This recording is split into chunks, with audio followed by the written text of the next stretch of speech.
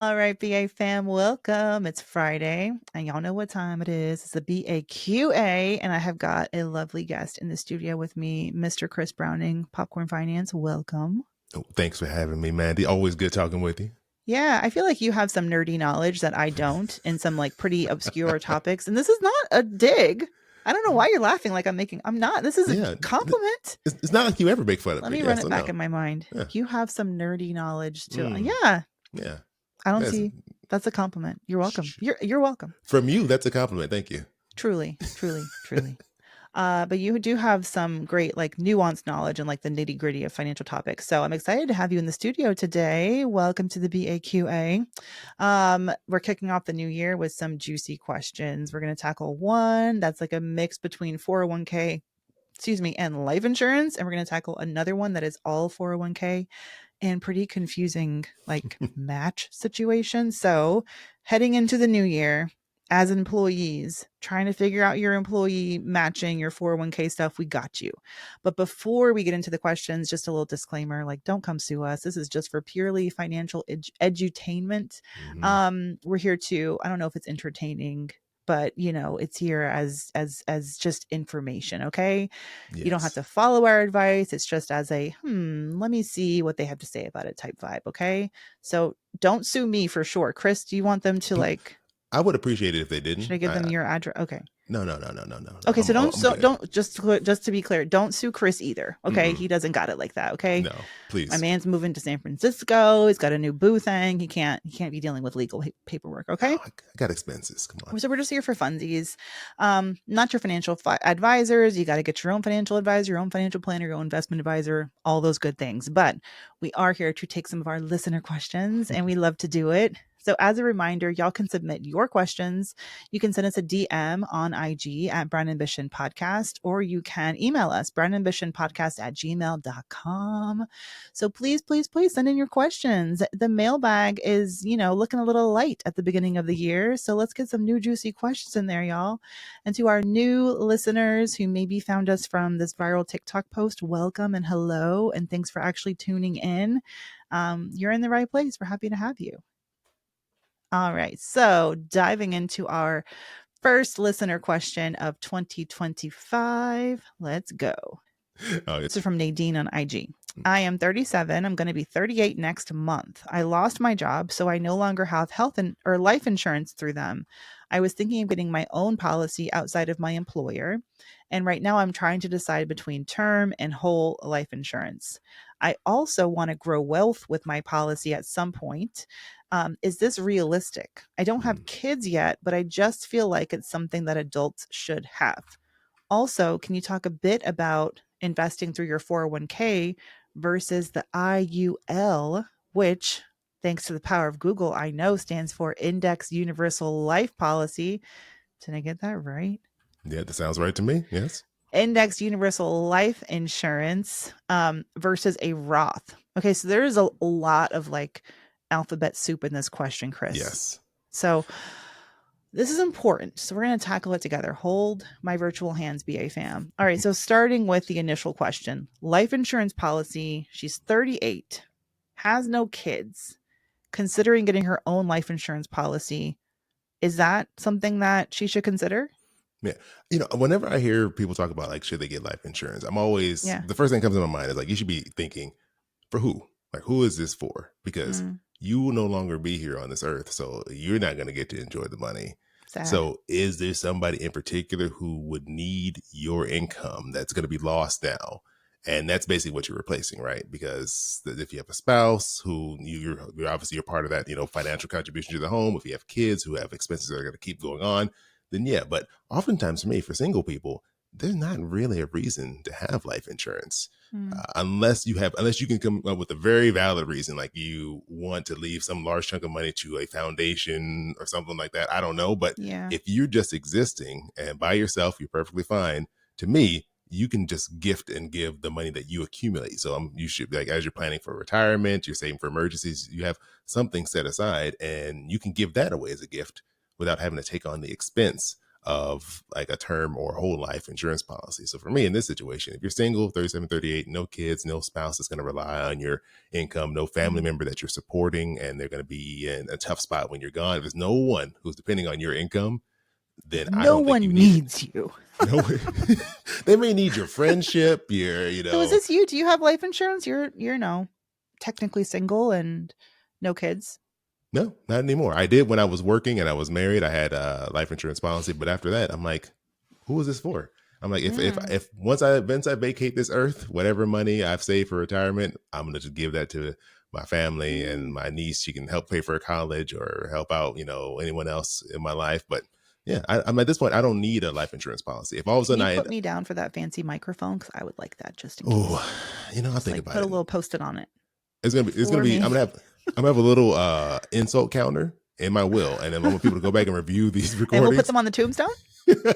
Yes, you're definitely not getting the Here microphone if lies you do that. Chris. His beard connects and nothing else. I like that. That's the best. That's like the best thing you can say about me. Is like your beard connects every time. You're like, I Chris, just think your it's beard such a connects. fun sentence to say, like your beard connects. I don't know. And it just matters in some way that I don't understand. I just think it's funny. Does it really? There's nothing to connect it to because it's You know what? That's one more. You wasted one of your insults on this. Pointless. It was oh, pointless. You already wasted it now. but it feels so good. It's like a medicine for me. Okay, so anyway, back to Nadine's question. If Yeah. we could Back get to the question. If we focused, could. Lord. This is a very serious podcast, Chris. Okay, so we're talking about life insurance. So now term versus whole, Mhm. simply put, term is like, so I have a term policy. I think it's 20 or 25 years, which is basically my prime working years. So Mhm. something happens to me for the next 20, 25 years, I know my family's going to be okay. It kind of sucks to have to pay anything into that pool. And Yeah. it's not cheap because I'm Black. And Mhm. at the time I had just given birth, I had just gotten on like an antidepressant. Oh, you some policies won't even like cover you if you have that kind of thing on Mhm. your record. So anyway, my monthly payment is like $150. It ain't cheap.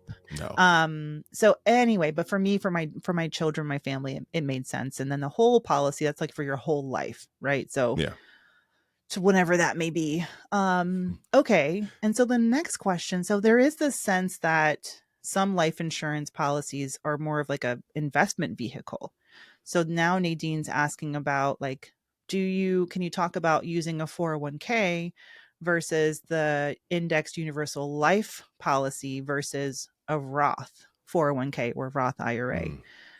Maybe I feel like for BA fam, the first thing may be confusing to them is like, what even is an IUL insurance plan? Ooh. Can you make it simple for us? Yeah, I'm going to try to use as few words as possible to Please do. describe this.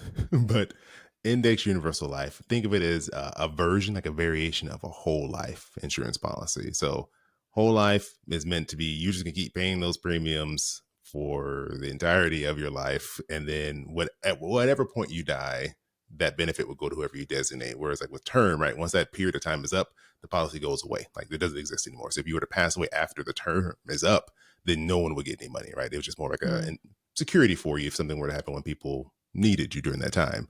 So yeah. the index universal life, it kind of takes it a step further.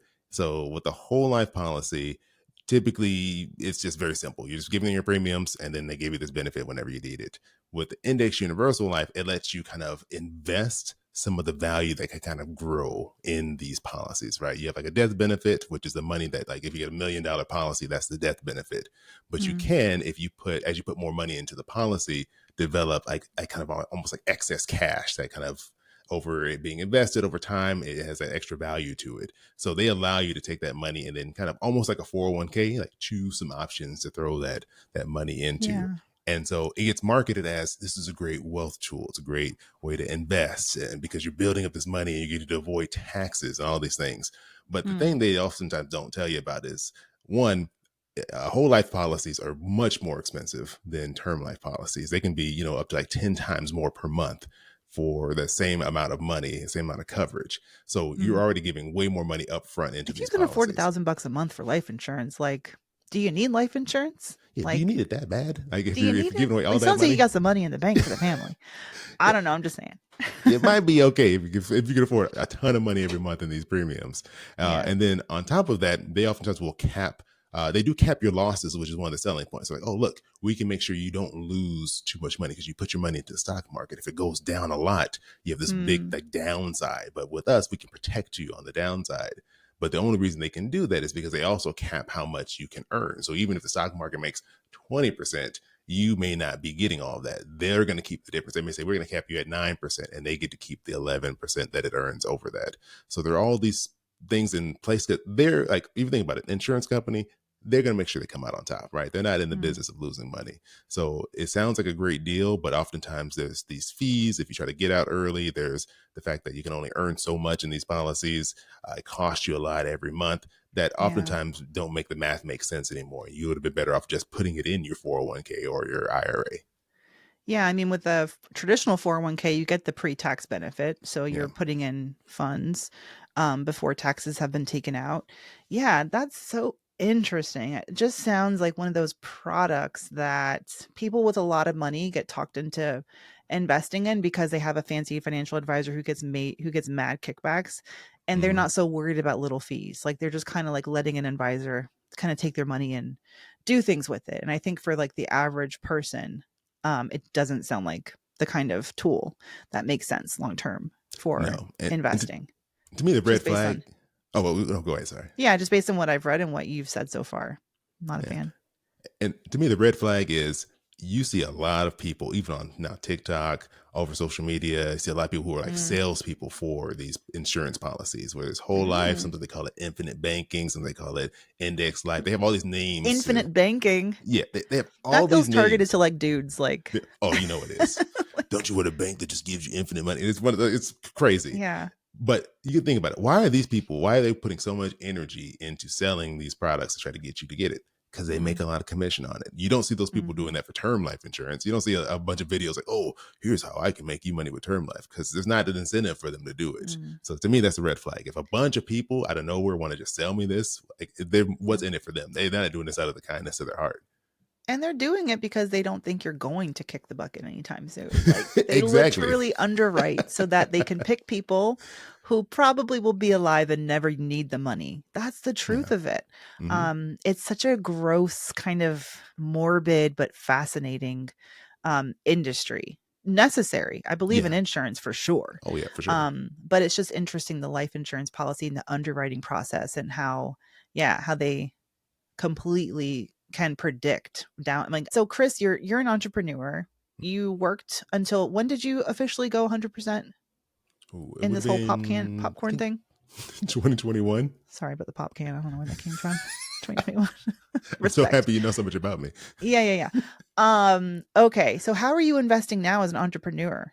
Oh, so I still go through IRA. That's what I've been using. So I Okay. have obviously I had all my retirement from when I was working my day job, but I still use an IRA. I haven't graduated over to doing like a opening up a 401k through my business. That's like I'm thinking about that down the line. Solo Uh, 401k. I have one of yeah, those. but for now, like Yeah. IRA still works perfectly fine. Well, but isn't there a limit on the how much you can control, or that's just the Roth IRA? Mm. No, well, there is. So you do have. I do have the same contribution limit when I do like I'm doing a typical IRA like everyone else would do. I'm not doing like a SEP IRA, which is like for self-employed people, where you have a Yeah. higher cap on that to what you can do. And that's because like I'd already thankfully have done a pretty good job of investing before I left my job. That I'm like, okay, I don't need to max out as high as I was doing before. So at least for now, I may change my mind and like, you know what, I want to accelerate it. But with the current limits, I'm like, Mm. oh, I'm still good based off of what my plans were. So like 7,000 for the year, Yeah, this something like last year that. was 7,000. I think it's still the same this year. I didn't check the 2025 limits yet. Oh, okay, gotcha. Yeah. I need to I kind of forget. It's usually something my CPA or my advisor is like, "Hey, and max out your Roth IRA." And I'm like, "Oh." Sometimes it doesn't feel like saving money. It just feels like, "But I wanted that." Yeah, exactly. It's like I You could be know? doing something with this. Man, 30 something me, 24-year-old me would be just be appalled by some of the basic like personal finance failures I have been making lately. Just because she would be like, Mandy, come on. Like, what about our 7 savings accounts? What about lifestyle inflation and keeping that away? You know? Life happens though. It's easy to get pulled into life, and next It thing you truly know, does. It lets truly life does, but happen. I do need to start thinking more about like future me and how I want to create like a certain lifestyle for myself so I can be there for my kids and to like be a certain kind of just really have my golden years sooner than I would otherwise. And I got to tap more into that future Yeah, me, you future got me. it though. I mean, you. I think having a couple kids kind of really does make you have other things you're thinking about. I think you got I enough things can't thinking blame them about for right everything though. Like now. I'm trying. I'll just end I'm up trying to paying give you for an their out. therapy bills. Like, it's I got to take some responsibility. Okay, well, thank you, Nadine, for your question and for Chris for almost making that make sense for me. Like I kind of get it. And I hope you do too, PA fam. But it's also a good reminder. I'm sorry. I think that wasn't so mean. I think that was You're on pace to lose this your ability to get this microphone like by the end of this recording. Like oh no, I'm gonna need that mic. Thank you. Yeah, so thank you to Nadine for your question. We're gonna move on and be right back. We have another juicy question for y'all. Be right back. and Okay, BA fam, I'm back with Chris Browning of Popcorn Finance, and we have our second question of 2025 from listener Krista, who sent us an email. And she says, Hey, Brown Ambition, I hope you are well. I have a question about my job. I started a new hourly position in January. After a few months, I was given the opportunity to start an internship or role sharing in a new field within the company. I have been excelling at this position and everyone has been complimentary, including my boss and the CEO. Now that the internship has ended, I've been given an offer. To my surprise, I only received a title change, no raise, no transition to salaried employee. mm, I'm frustrated that I've gotten no pay bump, even though my workload has more than doubled. I've decided that I should accept the junior position and wait for a year, other than go back to the position that I was originally hired for. I tried negotiating for PTO and a more flexible schedule to no avail. I want to grow in this new position, but it feels like the company is getting a steep discount for my work. Also, the workload is a lot. I feel like if I'm going to be paid the same, I might just stick to the less. Oh, to be honest, the original position I had was less demanding and I would just be focused on one department. I feel like if I'm going to get paid the same, why not just stick to busy, the less busy title? It can be frustrating seeing others do a lot less work for the same pay. Which would you choose? oh, this is a tough question. I'm Mm, really curious to hear your responses because me being a people pleaser, I'm like, well, I guess I would have to take the job, right? I have to take the title because they offered it to me. What if I say no? They're gonna, you know, Chris, I know that's wrong. So that's why that's why I come to you. I come to Mandy with these type of I'm questions just because confused by that response. I don't understand it. Hell no. So, girl, it's funny because I'm writing this book right now, right? And one of the beautiful things about this process is that I'm an email hoarder and I save email from people. And I went back over 10 years ago and I found this email from a mentor of mine. His name was Ray Matoyer, and he was a brilliant journalist. I say was because he unfortunately passed away last year. He had cancer, and Ray was, he was young. He was probably in like his 60s. But he took the time to send baby Mandy an email. And I was in a similar position as Krista here. And I was a reporter at Business Insider, and my editor had just been let go because she was not great. And I am, I guess, a snake. And I was like, me, give me your anyway, I went for her job and they said yes. And then they gave me a very small pay bump, even though I was moving from reporter to editor and all this stuff. And I remember at the time, Ray was like, yes, say thank you and accept what you've been given and then go out and find another job mm, and go out and get a competing offer. And that's really the only thing I can say to you, Krista, is like, yep, well, they are telling you what they want to give you. And it's not, and they're telling you like it's not fair. You can see that they don't really value the additional work that you're doing. They are trying to get you at a cheap price and they think they got you.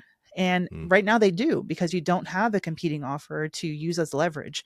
Now, you could definitely argue them. Like, I think the financial morals of the situation is like pay your people, commensurate with like yeah. their skills and the value you're getting from them. That's shady on their part, but it's also it's the reality that you're in. So I think I would make it my job, Krista, to take these, and you've done I think you were smart to get the opportunity to intern in this different, department and get all these great skills. Take those great skills and leverage them for another opportunity at a different company that will pay you what you're worth. And at the end of the day, that is unfortunately one of the challenges of being loyal to an employer, especially when you're coming in entry level or you're coming in like at a part-time or hourly worker status, is that sometimes companies will purposefully recruit, younger, more inexperienced people and try to like nurture that talent and keep them loyal because Mm-hmm. they will spend less money over time on those employees because you're kind of starting out at the very bottom and they only have to give you so much of a raise to make you feel like you're making progress. Where the reality is that if you go out into the open job market and put yourself up, for different jobs, you may find that they are more willing to pay you a premium because they know they have to, one, they have to attract you from another company. So they have to kind of beat what you're already earning. And secondly, that you're out there and they don't consider you someone who has been with the company for 5 years and started low. Like they're just going to pay you your market value, or they should pay you your market value at the time. So I'm always like, I think about that email from Ray, and I'm grateful to him for giving me that advice because I really do think it kicked off my whole, my lack of, I was going to say my lack of loyalty. It makes it sound so shady, but just my understanding of how it works and how it's not that you're not people pleasing. It's like, but who are the people you want to please? Yeah. And trying to please companies to save them money is just not in alignment. That's a good phrase. It's not in alignment with like what I wanted for my finances and my career. And it doesn't have to be at all. It's okay. So go Oh. get you another job, Krista and Chris. Yeah. Wait, is Well, this really you, Krista and I, Chris? I was like, let me change it just a little bit. But no, I was in the exact same thing. See, when I say people pleasing, I meant like I would take the job because I'm like, if I say no, they're gonna treat me. Well, yeah, I mean, she has to take. You would take the Right. You got job. to Like take you it, got to right? get paid. Okay, yeah, because I was in a very similar position. I was working, running a payroll, helping run a payroll department. The person above me, they retired, and I Mm, had took on all the roles in the meantime. Right, I was basically doing the job, and I was doing the job with two people because it was me and her, and now it was just me.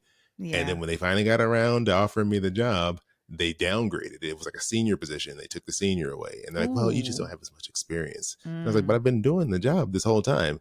They're like, "Oh, yeah. HR just couldn't allow it, I hate without your that. experience." And I'm like, okay, so I took the job and then I went and got another job. And I was so fed up with this job. I hated this place. I hated Mm. working there. So when I get the job, I go in and tell my boss, hey, I'm putting in my 2 weeks. He's like, well, is there anything we can do to keep you? I'm like, well, what you want You had a now? chance. Right. I was like, Yeah. no, I'm leaving. I'm pretty much gone. Yeah. Yeah. No, 100%. Okay, that definitely makes sense. I mean, some like the reality sometimes is like we gotta make money. So yeah, Yeah. take the job. I mean, in her case, the question between like should she go back to being an hourly worker versus take the more demanding job, even though they both are paying the same. I lean toward take the more challenging role because of the experience you're going to get and how you can Mm, leverage that for a new role yeah. elsewhere. But you could also argue, I guess, that take the hourly job and then spend more time on the job search, spend more time, maybe getting like contractor clients or something like that.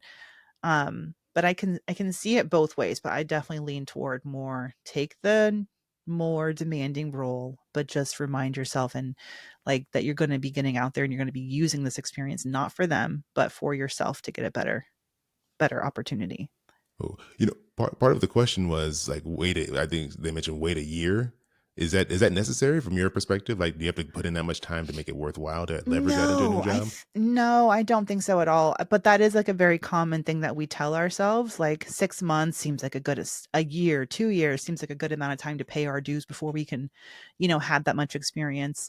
That was another thing that Ray had said in my email. He was like, because I think I had a year and 9 months, and he's like, "You're about to have 2 years of experience," and I love that like subtle rounding up you know like there's like a way to market that. And no, I really don't think even on job descriptions, I have personally written job descriptions for roles that I have hired, and some of it's just kind of arbitrary. Yeah, three Mm, years sounds fine.